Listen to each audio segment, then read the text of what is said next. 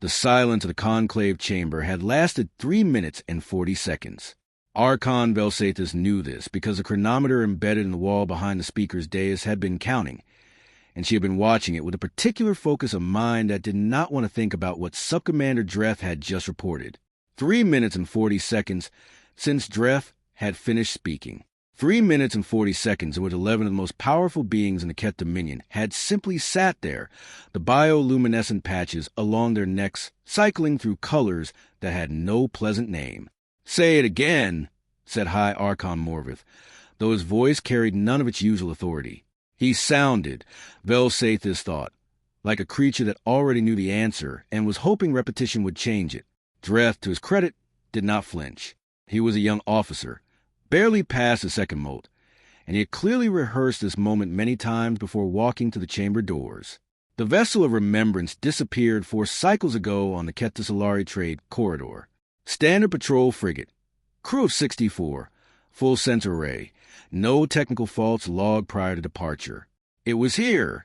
He gestured to the holographic display blooming above the central table, a star map rendered in blue light. And then it was not. No debris, no emergency signal, no wreckage of any kind recovered during the search. "Engine failure," said Council Voice Preth, the eldest member of the conclave. He said it the way one recites a prayer, not because one believes it will work, but because the alternative is silence. This is the 9th disappearance in 14 cycles.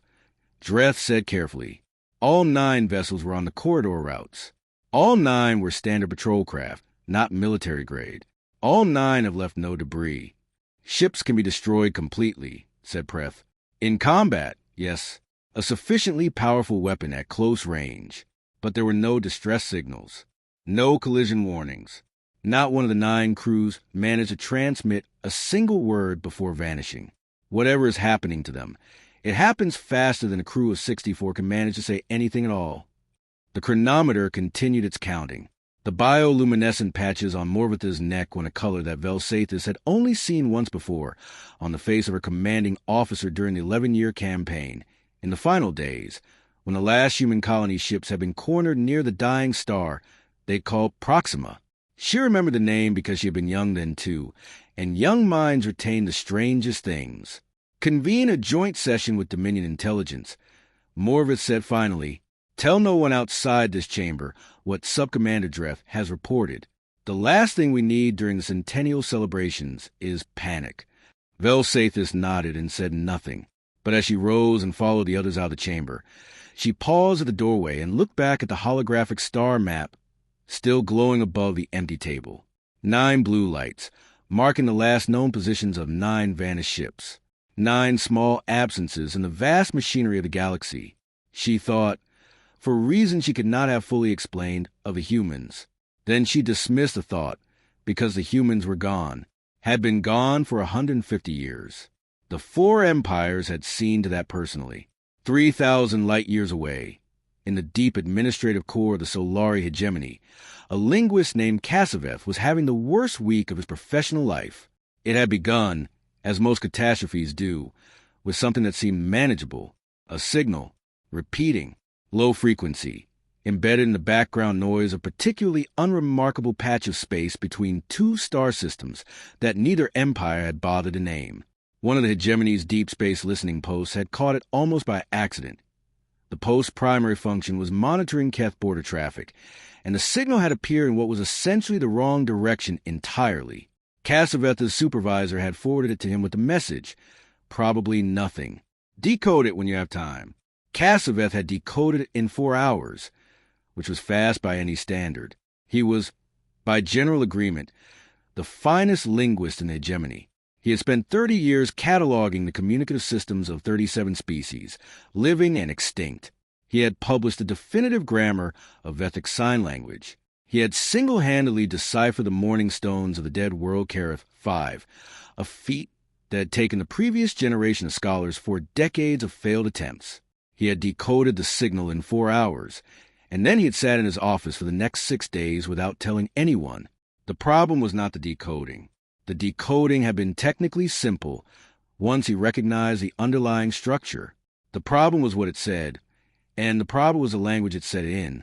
The language was human standard. He was certain of this because the hegemony maintained a complete archive of human linguistic records, not out of sentiment, but because extermination scholars have been thorough, and their documentation of every human language, cultural artifact, and communication system had been preserved as a historical record.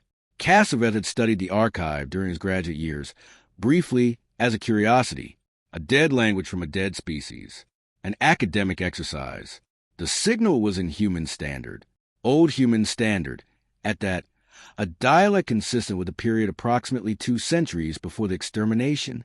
Someone had taken the time to use an archaic form, to make it feel, perhaps, like something recovered from the past. The message, when rendered into Solari script, was 8 words. We are still here. We remember everything. Kasaveth had read it many times over 6 days. He had checked his work from 17 angles. He had considered the possibility that he was wrong, that the signal was not human standard at all, but some other language that merely resembled it, some coincidental phonemic convergence that his pattern recognition had misfiled. He had run every analytical tool he possessed against this hypothesis and found no support for it. On the 7th day, he sent a message to the director of Hegemony Intelligence. The message read, "I need to meet with you today. Please clear your afternoon. Do not discuss this communication with anyone." He attached no details. He sat in his office and waited, watching through his window as the administration towers of the hegemony's capital cast long shadows across the plaza below, where citizens moved in their ordinary afternoon business, unaware that a linguist 3 floors up was sitting very still and trying to decide if he was afraid. He decided that he was. The Vreth communion did not have a word for fear in conventional sense. The Vreth were a hive-distributed consciousness, thousands of individual bodies sharing a single network mined across 3 star systems, and fear, as most species experienced it, was a localized emotion tied to the vulnerability of a singular body. The Vreth had no singular bodies. They had nodes. What the Vreth had, instead of fear, was a condition their philosophers called Threnveth, the dissonance of interrupted pattern, the sensation that the galaxy was behaving incorrectly, that something had inserted itself into the flow of events and was moving against the current. The communion had been experiencing Threnveth for 6 cycles, and it was getting worse. It had started with the weapons cache on Mour Caliph. Mour Caliph was a dead moon orbiting a gas giant in unclaimed space. Unclaimed because nothing of value had ever been found there, and unclaimed space required no maintenance. The Vreth had established a cache there 80 years ago as part of their strategic dispersal program, distributing weapons reserves across remote locations so that no single strike could eliminate their military capacity. Standard doctrine. The cache on Mour Caliph had contained 1,700 units of Class 4 ordnance, 42 prototype drive cores still under research classification, and this was the part that produced the sharpest Threnveth, a complete copy of the operational plans for the 11-year campaign. The records had been stored there by a general whose name the communion's historians knew well, HSY the architect, who had designed the mass driver strikes that cracked the human homeworld open like an egg. HSY had been a meticulous planner. She had documented everything. Someone had taken everything, not destroyed it, not bombed the cache from orbit or collapsed the tunnels or triggered the self-destruct that should have activated the moment the security seals were broken by unauthorized access. The self-destruct had not activated. The security seals had been bypassed with precision that the communion's top security analysts had spent 4 cycles studying without explanation. The vault had been opened from the inside, which was impossible because nothing had been inside it. The weapons were gone. The drive cores were gone. The operational plans were gone, and on the wall of the vault, written in a substance the forensics team had eventually identified as iron oxide, rust, were words in a script that no one in the communion immediately recognized. It had taken 3 cycles to identify the script as archaic human standard, and another cycle to translate the single sentence it formed. For the children of Kepler Station, for the children of New Providence, for the children of Earth. The names meant nothing to most of the communion's nodes. They were human names, presumably places perhaps, or concepts. The communion's historical database on human culture was thorough, but not complete. There were gaps. There had always been gaps. But the senior council knew what Kepler Station was. They knew what New Providence was. They had the operational records of the 11-year campaign. After all, or they'd had them until more Caliph. Kepler Station had been a human deep space habitat, population 40,000. It had been destroyed in the 3rd year of the campaign. New Providence had been a colony world, population 2.3 million. It had been destroyed in the 7th year. The senior council of the Vreth Communion convened an emergency session. The session lasted 9 hours. At its conclusion, they issued 3 directives. Increase security on all remaining weapons caches. Flag any further appearances of human script or language as a Priority 1 intelligence matter, and under no circumstances discuss any of this with their Keth or Solari or Dirith allies until the Communion had a better understanding of what was happening. The 4th directive, the one that was spoken aloud but never formally recorded, was this: begin a quiet review of which of our nodes have any knowledge of surviving human populations. The review returned no results. Of course it did. The Communion had been present at the Extermination Summit. They had seen the final reports. They had celebrated. Threnveth said 100,000 Vreth nodes simultaneously, in the quiet of the network. Threnveth, the assassination of Fleet General Sovaketh, was the moment the Conclave stopped pretending. Sovaketh had been one of the great heroes of the Keth Dominion. She was a commander who had personally ordered the final mass driver strike against the human homeworld. The strike that had split the planet along its largest tectonic fault and sent the northern hemisphere spinning into debris. She had been celebrated for it. Monuments had been built. Her image had appeared on currency for 60 years. She had retired to a private estate on the Keth homeworld, surrounded by security systems of considerable sophistication, and she had lived there quietly for 40 years, growing old in a way that Keth grow old. Slowly, their bioluminescent patches dimming from their youthful brilliance to a steady, muted glow. She had been found dead in her private garden, sitting in the specific meditation posture the Keth assumed when communing with the low-frequency planetary harmonics they called the Deep Song. She appeared, to the first security guard who found her, to be simply meditating. It was a stillness that was wrong, the absolute permanent quality of it. She had been dead for approximately 6 hours. The cause of death was a compound that the Dominion forensic specialists had never encountered before. It was introduced through the skin. The garden's atmospheric monitors showed a brief, targeted aerosol dispersal at some point during the night cycle, too small and too fast for the state's air filtration system to flag. The compound had been designed, and design was clearly the right word, because it showed every mark of deliberate biochemical engineering, to interact specifically with Keth neurology. It crossed the blood-brain barrier, mimicked the compounds a Keth brain produced during the deepest state of the Deep Song Communion, and induced a gradual shutdown that the brain interpreted at every stage as simply falling deeper into meditation. She had died thinking she was dreaming. The Dominion's toxicologists had no record of the compound. No Keth chemist could have designed it, because the specific biochemical knowledge required to engineer something that would interact with Keth neurology in this precise way was not, as far as any Keth scientist knew, possessed by any non-Keth species. The Keth had been extremely protective of their biological data. It was not shared with allies. It was not publicly documented. It was a kind of knowledge you would have to accumulate over a long period of careful, patient study of living Keth subjects. Velsathis, reading the forensics report in her private office at the Conclave, felt the implications of this settle over her like cold water. To engineer that compound, whoever had done this needed deep knowledge of Keth biology, not surface knowledge, deep knowledge, the kind you got from decades of research, or the kind you got from treating Keth patients over a long period of time. The humans had treated Keth patients. The old records showed it. In the early centuries of galactic contact, before the alliances had calcified into their current form, there had been a period of relatively open exchange. Human medical teams had operated on Keth worlds. Human xenobiologists had published extensively on Keth physiology. The Dominion had destroyed those records during the extermination, or believed it had. Velsathis put down the forensics report.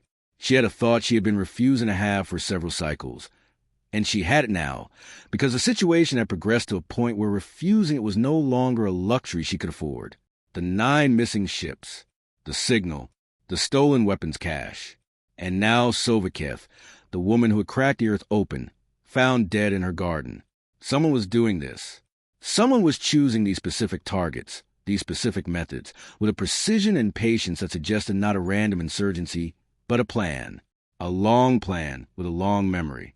She opened the Dominion's secure intelligence channel and sent a single encrypted message to her counterpart in Hegemony Intelligence, a Solari officer she had worked with twice in the past and trusted as much as she trusted any non-Kev, which was not very much but was currently more than nothing. The message read, "We need to talk." Not through official channels. In person. She received a response in under an hour. Agreed. I've been waiting for you to say that. The rendezvous took place on a station in neutral space, one of the old relay posts that had fallen out of regular use, maintained on automation for the benefit of deep space travelers who needed to stop and resupply. It was a kind of place that had no surveillance to speak of and generated no traffic logs that anyone checked.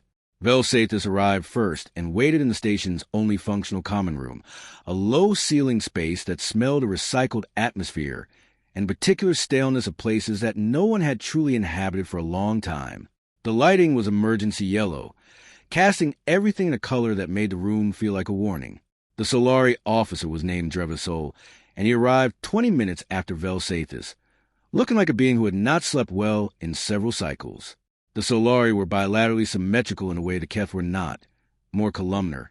Their faces oriented differently, their eyes larger and positioned to give them almost 270 degrees of vision, which Velsathus had always found slightly unnerving. Drevasol's eyes, she noted, were moving constantly, tracking every corner of the room. "You have the signal," she said.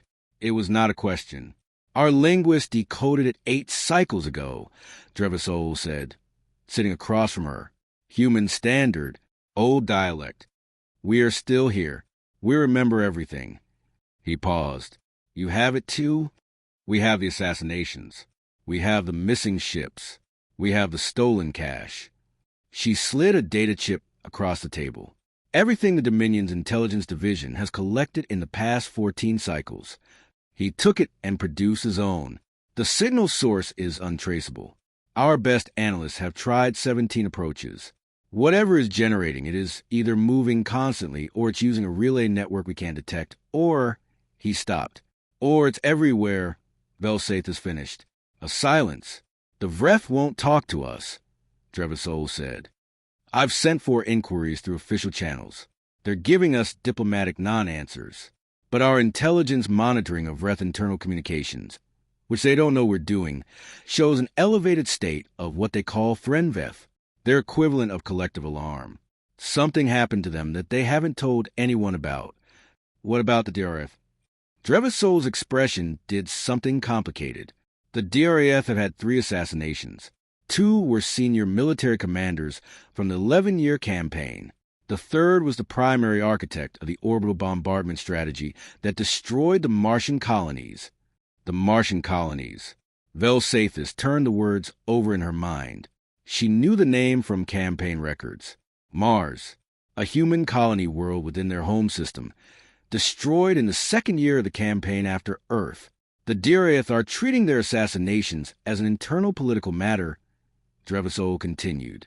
They are not admitting any external involvement, but our intelligence suggests their senior command is in full crisis response. "They're afraid," Velsathus said. "They're terrified." Drevasol leaned forward. "I have a colleague in Hegemony Intelligence, someone I've worked with for over 20 years, who told me something off the record, something that has been keeping me up at night." He stopped, and Velsathus waited. She said that when the linguist decoded the signal, one of the senior directors, a very old Solari who was a junior intelligence officer during the campaign, went pale. Not metaphorically. He physically lost pigmentation for several seconds. And he said, just to himself, but she was close enough to hear, "Of course they're not gone. We never found the ships." The common room's recycled air moved through its circulation system with a low, asthmatic hum. "What ships?" Velsathus asked, though some part of her already knew, or feared she knew. At the end of the 11-year campaign, Drevasol said, the final accounting showed a discrepancy. The coalition had tracked approximately 40,000 human vessels at the campaign's outset. civilian ships, colony transports, generation ships, private vessels of every kind. At the campaign's conclusion, the confirmed destruction count was 38,412. The remaining 1,588 were listed as presumed destroyed, wreckage unrecovered in the final report. He paused. That's how the Extermination Summit certified the species as extinct. Presumed destroyed. 1,588 ships carrying, at conservative population estimates, between 3 and 4 million people, whose destruction was never confirmed. The number sat in the air between them like something physical. The final report said their drive signatures went cold. Drevith's soul continued. No emission signatures, no communications, nothing. Our analysts at the time concluded they'd been destroyed in areas we hadn't fully searched, or that they'd run out of fuel and drifted into star systems too remote to find. It was a tidy conclusion. Everyone wanted a tidy conclusion. He looked at her steadily. We wanted to be done. Velsathis thought about that. She thought about what it meant to have 1,588 ships go completely silent, not destroyed, not sending distress signals, simply going silent, disappearing from every sensor, every tracking system, every probe they'd sent into deep space. She thought about what a species facing total extermination might do, if it was desperate enough and clever enough and had nothing left to lose. She thought about what you would have to do to make 1,500 ships completely invisible. How long would it take, she said, for a population of 3 to 4 million people, starting with nothing, with no planets and no fixed infrastructure to build? 150 years, Drevith's soul said. 150 years is a long time, particularly for a species that has no reason to do anything except prepare. In the deep outer reach of a star system that had no name in any empire's catalog, a system far outside the established trade routes, orbiting a dim red dwarf that emitted just enough heat to make the fourth planet marginally habitable, if you were resourceful and patient, and completely committed to not being found. Something moved between the dark. But this is not that story. Or rather, this story will never show you that place directly. We are concerned here with what the Empire saw and heard and felt as the ghost in the machine of the galaxy made itself known. The DRS sovereignty held its emergency council session in the most secure facility on its homeworld, a chamber deep beneath the capital city, built into bedrock, shielded against every form of signal interception that DRS engineers had been able to devise. 47 of the sovereignty's most senior figures sat in a circular arrangement, their many-jointed limbs folded in the posture that indicated extreme seriousness, their compound eyes reflecting the chamber's cold light. Supreme Voice Kethdraven had called the session. She was very old enough to have been a young commander during the 11-year campaign, old enough to remember the Extermination Summit and the celebrations that followed. She had given one of the speeches at that summit. She could recite it from memory. She chose not to. I will summarize what we know, she said, and I will not repeat it after this meeting, and none of you will speak it outside this room. She paused to allow the room's compliance signal to confirm that all recording devices had been deactivated. In the past 12 cycles, 3 of our most senior commanders from the 11-year campaign have been killed. The method was different in each case, but each method was tailored with disturbing specificity to the individual's biology and personal circumstances. Admiral Veridrath was killed by a resonance pulse attuned precisely to the frequency at which the DRF auditory system is vulnerable, a frequency not publicly documented, derived from medical research conducted a century and a half ago. General Sothdraven was killed by a toxin that interacted with a rare genetic variant he carried, a variant recorded in his pre-campaign medical files. Weapons designer Prethkesh, who designed the mass driver coordination system used against the human homeworld, was killed by a structural failure in his private vessel that our engineers had concluded was not accidental. The specific component that failed had been microscopically weakened in a way that required access to DR's manufacturing specifications that are sealed. She surveyed the room. 47 very senior beings, and not one of them looked comfortable. In each case, she continued, something was left behind. A message in human script. She touched the display control, and 3 images appeared above the council table. Photographs of the scenes, with the human writing visible. The first message reads, in the name of the 4 billion. The second reads, we counted every name. The third reads, "Justice is patient." Silence from the council. "For billion," said Defense Coordinator Safreth, slowly. That was the estimated total human population at the time of the campaign's commencement. "Yes," said Kethdraven. "We counted every name," repeated Intelligence Chief Dorovsov. "They're saying they recorded every individual human who died. That is what they're saying." "That's impossible," said someone at the far end of the table.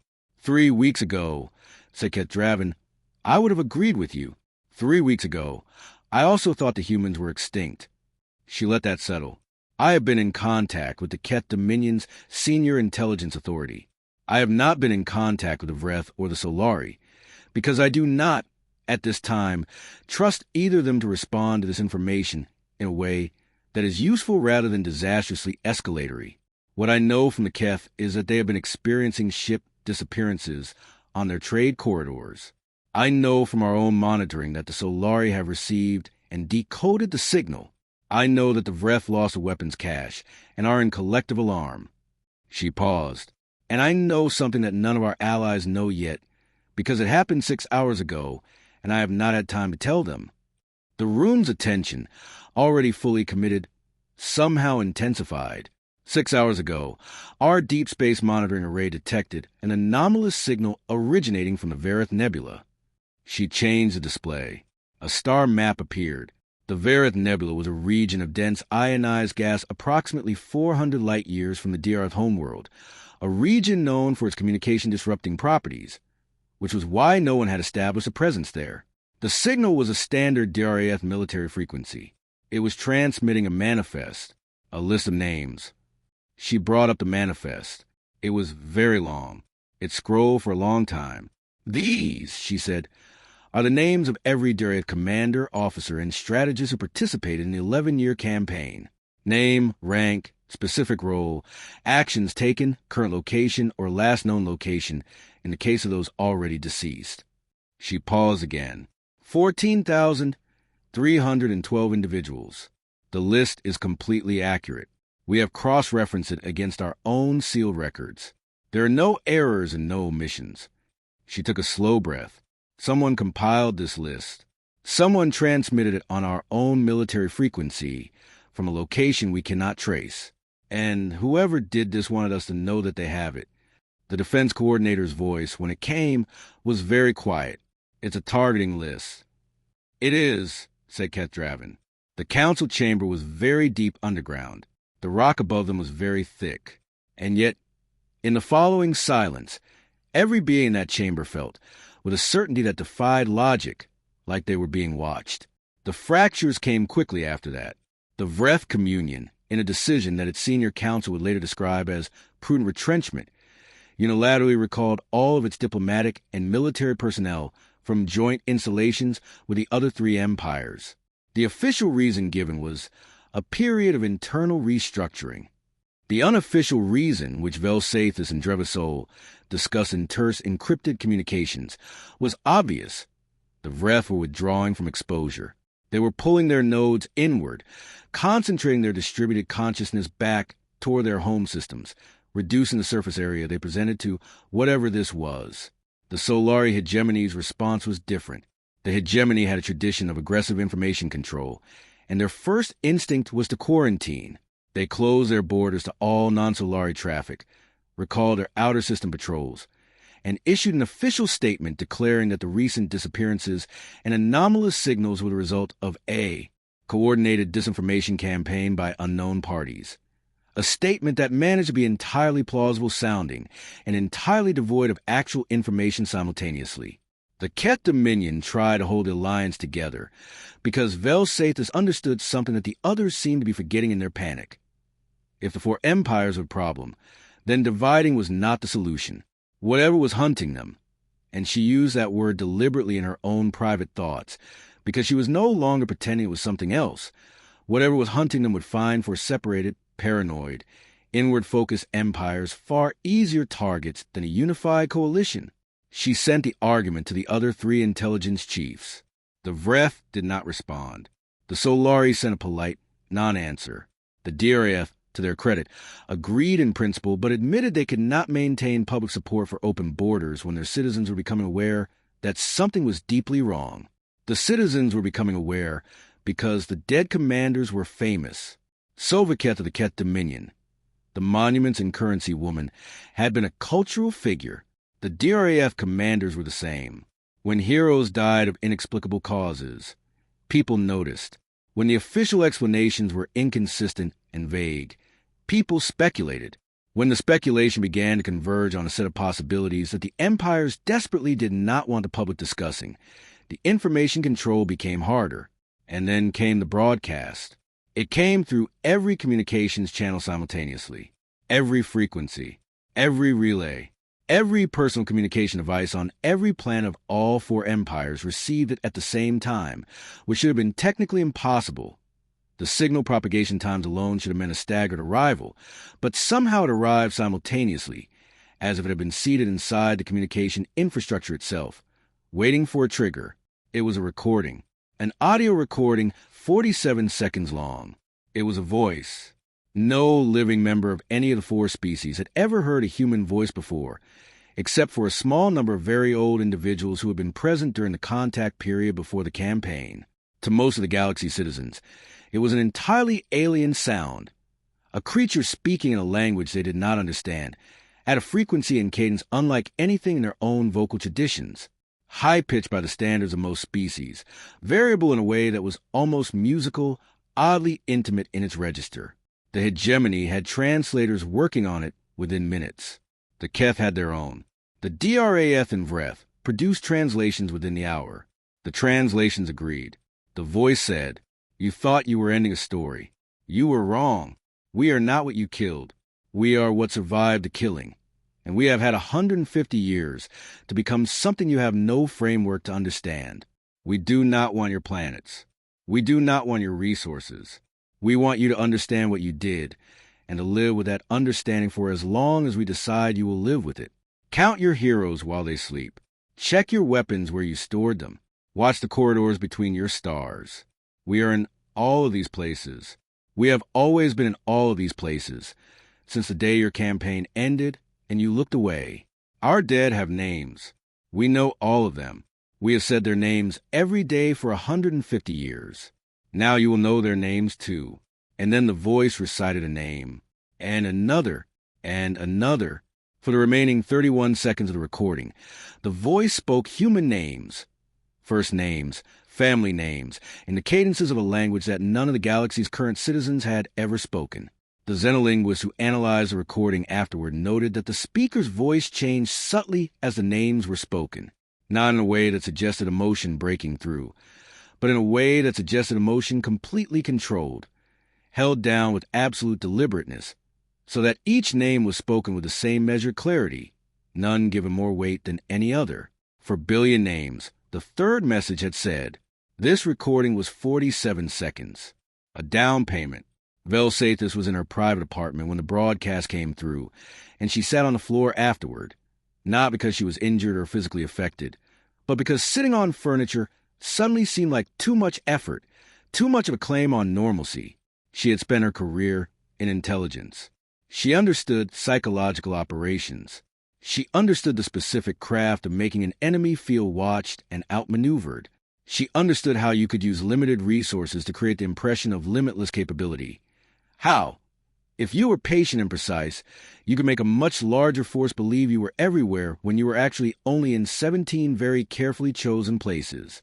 She was trying to convince herself that this was what was happening, that it was theater, brilliant, meticulous, deeply informed theater, but theater nonetheless. But the compound that killed Sovaketh had been designed with knowledge of Keth biochemistry that required either access to sealed biological records or decades of direct research. The weapons cache had been opened without triggering a self-destruct that should have been unbeatable. The 9 missing ships had left no wreckage at all, which meant either total destruction or capture, and total destruction would have been simpler and left debris.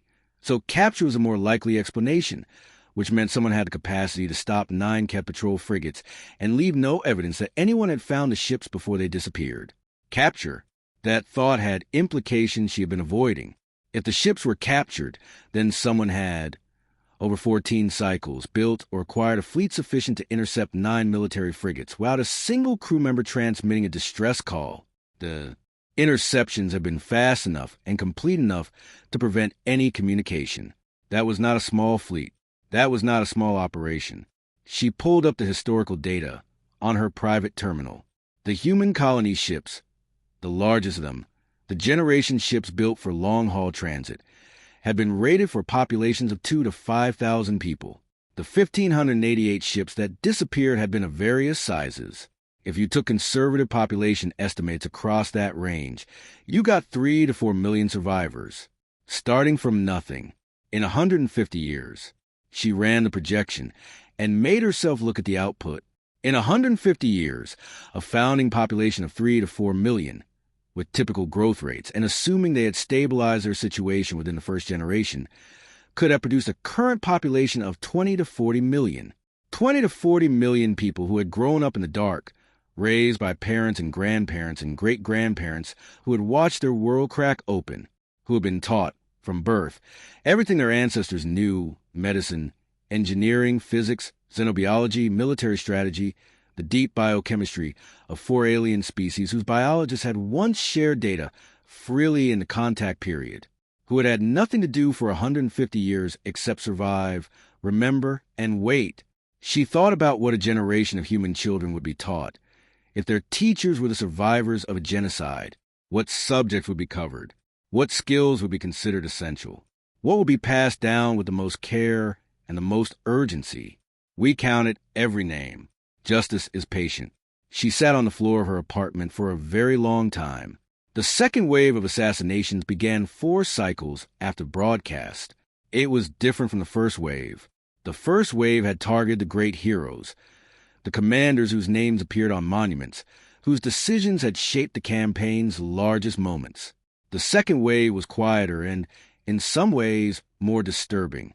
It targeted the people who had built the system of the campaign rather than operated it: logisticians, supply chain architects, the officers who had calculated fuel consumption for the mass driver strikes, the engineers who had designed the targeting algorithms, the clerks, some of them very old now or long dead, and in those cases the messages were left for their families, who had processed the final population count reports.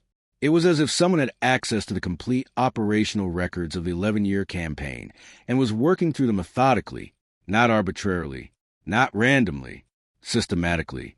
The senior intelligence leadership of all 4 empires knew something that had not reached the public. The methodology of each death was tied to the specific role. The supply chain architects died of contaminated food, a poisoning of their personal stores that required knowledge of their specific dietary practices. The targeting algorithm engineers died of failures in their personal computation systems that, upon investigation, had been accessed remotely with credentials that should not have existed. The precision was not just about killing. The precision was about making clear, to anyone paying close enough attention, that the people doing this understood exactly who had done what. We know what you did. Specifically, each of you, individually. Velsathus was paying close enough attention. She was also, increasingly, watching the political landscape of the Dominion fracture along lines that she had not anticipated. The public, having heard the broadcast, having connected the broadcast to the assassinations that the official accounts have been struggling to explain, having processed the information with the uncomfortable clarity that public panic sometimes produces, was arriving at a conclusion that the leadership had hoped to prevent. The humans are not extinct. It was spoken first in the informal spaces, the network boards, the private conversations, the places where official narrative control had always been imperfect. Then it began appearing in formal commentary, in the analysis columns of the Dominion's media, in statements from politicians who had calculated that being ahead of the revelation was better than being caught defending an official position that everyone already disbelieved. And with that admission came its inevitable companion. The campaign killed 4 billion people. Not the humans, as they had always been referred to in historical accounts. A uniform, abstract noun, a species label that kept the individual out of the frame. 4 billion people, the number that the broadcast had put forward, the number that the voice had attached to a cascade of names. Velsathus watched the Dominion's social equilibrium shift, cycle by cycle, in the intelligence report she received. It was not revolution. It was not immediate collapse. It was something slower and in many ways worse, a gradual, irreversible loss of a particular kind of confidence that society needs to function without asking too many questions. The questions were being asked now about the campaign, about what had been done, about what the four empires had believed justified the complete extermination of another species. She found herself, in her private moments, unable to answer those questions in the ways she had always answered them, because the answers had always relied on a premise that had just been demolished. The premise was, they are gone. Everything had been justified, at least in the framework of history as the victors write, by the fact of completion. You could not undo an extermination that was finished. You could not negotiate with the extinct. You could learn from it, commemorate it in the clinical way of the historical record, classify it as a tragedy of the early imperial age, and move forward. The unchangeable fact of completion had functioned, for 150 years, as a kind of moral anesthesia. The humans were not gone. The anesthesia had run out. The Vreth communion experienced its internal fracture differently than the other empires, because in a distributed consciousness, fracture does not happen between individuals. It happens between positions.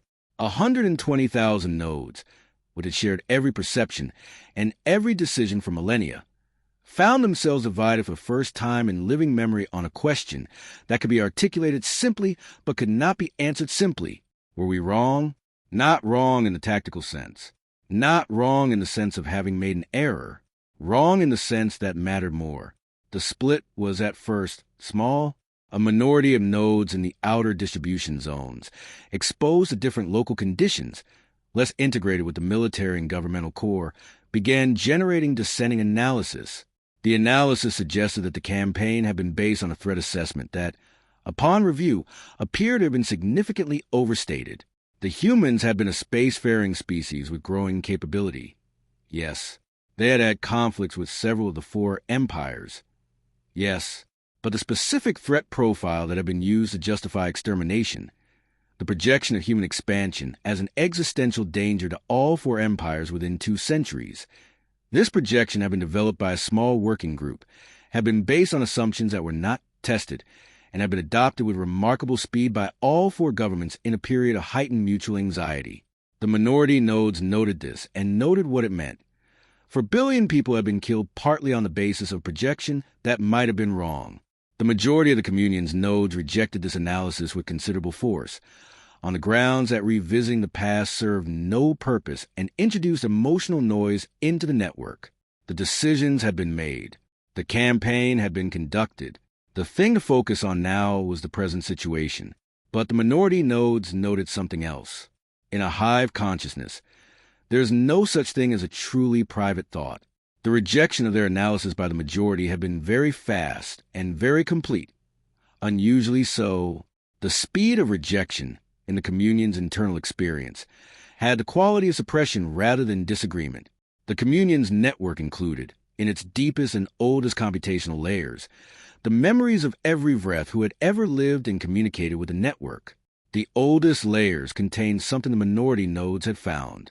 They had found the testimony of the Vreth nodes who had participated in the campaign, not the official records, the operational logs and the strike reports and the strategic analyses. The actual experiential memory, what the Vreth nodes had perceived and felt and processed during the 11-year campaign. Human children were a particular category in those memories. Small, bipedal beings with proportionally large heads, vocal and expressive beyond what the Vreth nodes had expected from a species this size. The Vreth had not distinguished between combatants and non-combatants during the campaign. The operational doctrine had not included such a distinction, and from the perspective of a distributed consciousness executing a strategic objective, the distinction had not seemed meaningful. In the memories, the distinction now seemed very meaningful. The Threnveth and the communion reached a level that had no historical precedent. The network became, for the first time in living experience, partially incoherent, a condition analogous to what a singular being might call a breakdown, distributed across 120,000 simultaneous minds. The Vreth Supreme Council, attempting to manage this, made what they would later acknowledge was a profound error. They try to isolate and suppress the dissenting nodes rather than allowing the network to process the question they were raising.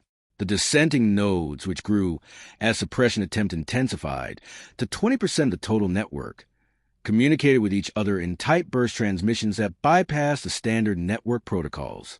And in those communications, they discussed a question that the communion had never formally asked but that now seemed urgent and unavoidable. If we could speak to the humans, what would we say? They did not know how to reach the humans. They had no way to contact them, no address, no frequency that they knew was monitored. But the signal was still broadcasting, the repeating, encoded signal that their own linguists had helped decode months ago. We are still here. We remember everything. A signal that repeated. A signal that was listening for responses. 20% of the Vreth communion began constructing a response. They did not tell the Supreme Council. Velsathis received word of the Vreth internal fracture from Drevasol, who was monitoring their signal traffic with the same focused desperation that she suspected characterized all their work at this point. His message was terse. The communion is fracturing. Some nodes are trying to respond to the signal. If they succeed and the others find out, expect the Vreth to go dark completely. She sent back, the DRF, his response. Supreme Voice Ket Draven has been relieved of her position. The military council has taken direct control. They're talking about a military response, which is insane, because we don't know where they are or how many there are. But military councils tend toward the solution they know. She sat with that for a moment. A military response against an adversary you couldn't find, who had spent 150 years preparing for exactly that possibility. She thought about the 1,588 ships that had gone silent. She thought about what you would do if you were on those ships and you knew you were being hunted and you needed to survive long enough to matter. You would go very, very far away. You would go to places the empires had no reason to look. The dark spaces between the map routes, the uninteresting star systems, the regions where ionized gas or stellar interference made sensors unreliable. You would go there, and you would be quiet for as long as it took to be safe. And then, after safety, you would think about what came next. Not revenge. Revenge is a simpler thing, a hot and immediate impulse. What the broadcast described was not revenge. It was something more considered, more architectural. We want you to understand what you did, and to live with that understanding. Not a campaign of extermination. Not an attempt to destroy the four empires the way the four empires had attempted to destroy them. Something else. She found herself, almost against her will, trying to understand the reasoning. A species that had survived its own extinction attempt, that had rebuilt itself in the dark over a century and a half, that had developed the capacity to reach into the most secure facilities of four major empires and take what it wanted. Such a species could, presumably, have attempted something more conventionally destructive if that had been the goal. Could have turned the stolen weapons against the empires. Could have struck at infrastructure rather than at specific named individuals. Could have done any number of things that were less precise and more immediately devastating. They had chosen precision. They had chosen meaning. They had chosen to make the empires feel watched and known rather than simply attacked. We know exactly what you did. We know exactly who did it. We have the capacity to act on that knowledge. Not, we are destroying you. We are here, in your infrastructure, in your corridors, in the dark between your stars, and we will always be here now, and you will never again be able to believe you're alone in the galaxy. Velsathis thought about what it felt like, before all of this, to live in a galaxy where humanity was a historical footnote, a terrible episode, settled and finished, the archives maintained, the records preserved, the extermination scholars having done their thorough work. A clean ending, a closed book. She thought about what it would feel like to live in the galaxy she now understood herself to inhabit, where 1,588 ships had gone dark 150 years ago and the people aboard them had survived and grown and waited and were now, quite clearly, ready to be known, not extinct, not gone. Here, she was not sure, in the privacy of her own mind, in the quiet of her apartment with the galaxy arranged around her in all its suddenly complicated dimensions, whether what she felt was more like fear or more like something she had no ready word for, a kind of vertigo that came from having believed completely and comfortably in a story about the galaxy that had just revealed itself to be wrong. The humans had counted every name. They had said every name, every day, for 150 years. For billion names, spoken in the dark between the stars, in ships that the empires had failed to find, by people who had grown up knowing exactly what had been done to their species, and exactly who had done it, and exactly where those people lived. And they had chosen this specific, considered, architectural pressure, this presence without face, this ghost in the machine of a galaxy that had declared them extinct and moved on. The signal was still broadcasting. The ships were still disappearing. The list of names was still, presumably, very long. Velsathis sat in her apartment and understood, with a clarity she had been resisting for months, that the Extermination Summit 150 years ago had not been the end of a story. It had been the beginning of one. The empires had simply been the last to know it. The humans had known it from the first day. They had known it in the dark, in the cold of uncharted space, in the first desperate years of survival, when they had nothing but each other and the stars and the memory of 4 billion names. They had been building toward this moment for 150 years. And this moment, the fear, the fractures, the inexplicable deaths, the broadcasts, the stolen weapons, the vanished ships, the signal that would not stop repeating, was not the climax. The empires understood this with sudden, terrible clarity. This was the introduction. This was a human saying, "We are still here. We remember everything. And we have only just begun to make ourselves known." Velsathis closed her eyes. In the dark behind them, she heard, or imagined she heard, the sound of a voice reciting names. Steady, unhurried, one after another, each given the same careful weight, for billion of them, in the galaxy outside her window, in the untracked spaces between the stars, in the infrastructure of trade routes and weapons caches and communication relays, in the places the 4 empires had built and believed they owned and controlled. Something moved that had no face and left no wreckage and was, by the empire's own official record, extinct. It was patient. It remembered everything. And the signal repeated, as it had been repeating for months, as it would continue to repeat, on every frequency, through every relay, into every corner of the galaxy that the 4 empires believed was theirs, the same 8 words, in an old language, spoken by people who had no worlds left to stand on, but had built something in their absence that no world could have taught them. We are still here. We remember everything. This story was brought to you by HSY Stories. Subscribe to our channel and be the first to experience every new story.